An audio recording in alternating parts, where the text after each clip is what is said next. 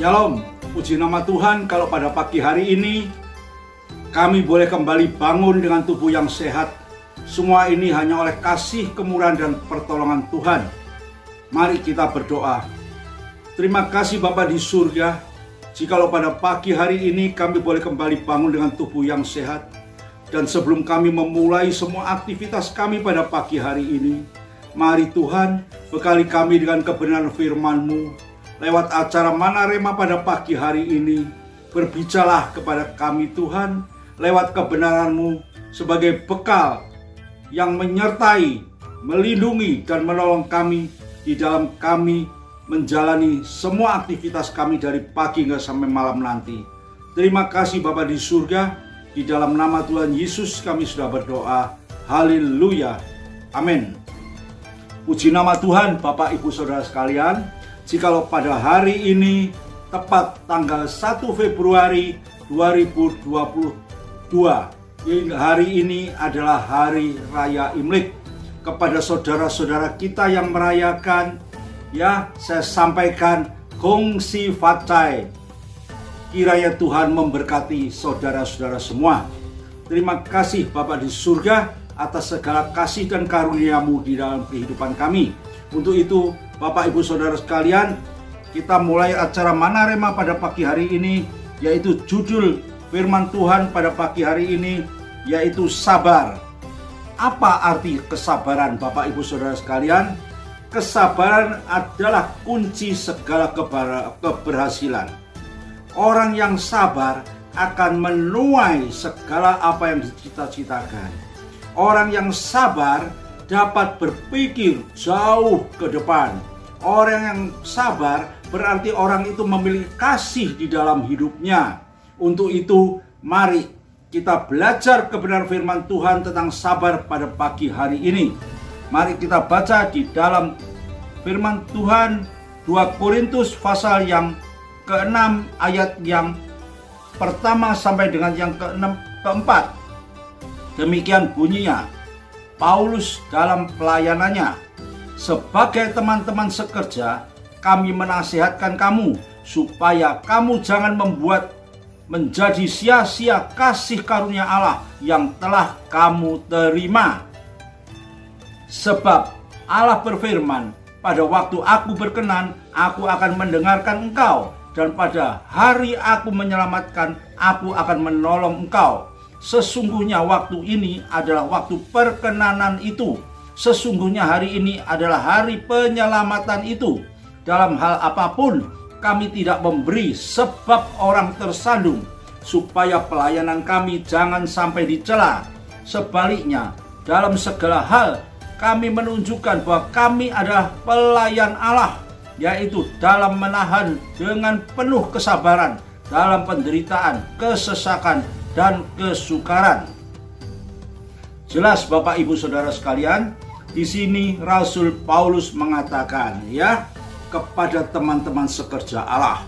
Kita semua, ya, Rasul Paulus menasihatkan kepada kami supaya kita jangan sampai membuat sia-sia kasih karunia Allah yang telah kamu terima. Kita semua sebagai orang-orang percaya, kita ini adalah orang-orang yang sudah menerima kasih karunia Allah di dalam kehidupan kita. Di sini Rasul Paulus mengingatkan supaya kamu jangan menjadi sia-sia, ya, kasih karunia Allah. Membuat menjadi sia-sia apa artinya? Agar apa yang sudah Tuhan berikan kepada kita tentang kasih karunia itu dapat kita berikan juga kepada saudara kita yang lain. Hidup kita jangan menjadi sandungan. Hidup kita jangan menjadi satu benturan bagi saudara-saudara kita yang lain. Kita harus hidup menjadi contoh.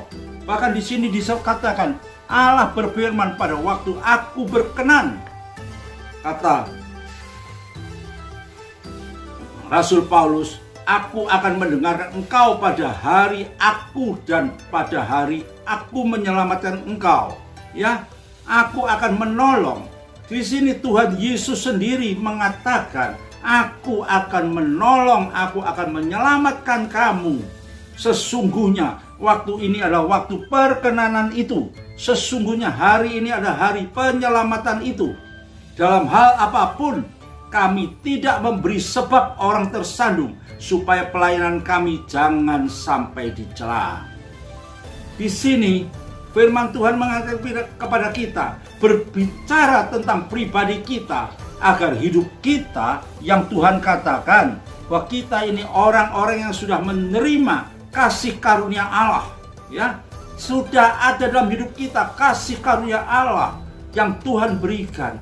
Jangan hidup kita menjadi batu sandungan.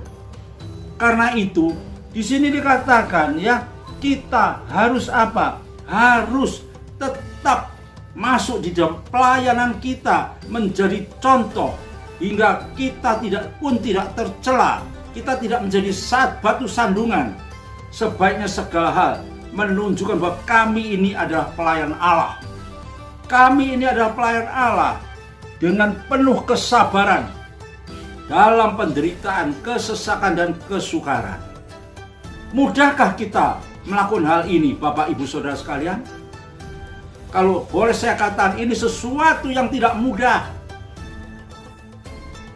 Manusia merasa sulit untuk bisa bertahan di dalam kesabaran, ya, dalam menghadapi penderitaan, dalam menghadapi kesesakan, dalam menghadapi kesukaran, dalam menghadapi berbagai problema kesulitan dalam hidup kita. Bagaimana kita bisa bersabar? Namun kita harus tahu dan ingat, kita sebagai orang-orang yang sudah menerima kasih karunia Allah, di situ ada kekuatan dalam kehidupan kita.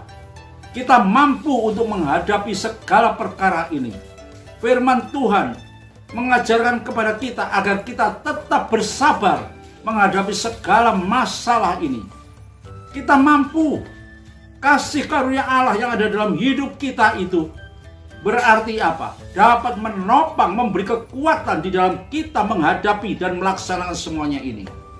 Tuhan ingin hidup kita ini menjadi saluran berkat bagi saudara-saudara kita di dalam dunia yang gelap ini. Jadi saluran berkat. Menghadapi masalah, menghadapi kesukaran, seringkali yang timbul dalam hati pikiran kita apa? Apa Bapak Ibu Saudara sekalian? Emosi. Aku tidak dapat menahan segala perkara ini. Yang segala yang kita hadapi ini, aku tidak dapat bersabar. Pagi hari ini firman Tuhan mengajar kepada kita harus tetap bersabar. Yang perlu di dalam misi kita sebagai orang-orang percaya ini, apa yang Tuhan kehendaki di dalam kehidupan kita dapat kita laksanakan dengan baik. Biar kehendak Bapa yang jadi. Mintalah kepada Tuhan. Percayalah, kita semua mampu melakukan dan melaksanakannya. Selanjutnya mari kita baca di dalam 1 Timotius pasal yang pertama ayat yang ke-16. Demikian bunyinya, tetapi justru karena itu aku dikasihani, agar dalam diriku ini sebagai orang yang paling berdosa, Yesus Kristus menunjukkan seluruh kesabarannya. Dengan demikian aku menjadi contoh bagi mereka yang kemudian percaya kepadanya dan mendapat hidup yang kekal. Ini yang dikatakan oleh Rasul Paulus. Ya, aku ini ada orang yang dikasih oleh Tuhan, agar dalam diriku sebagai orang yang sangat berdosa ini, Yesus menunjukkan seluruh kesabarannya.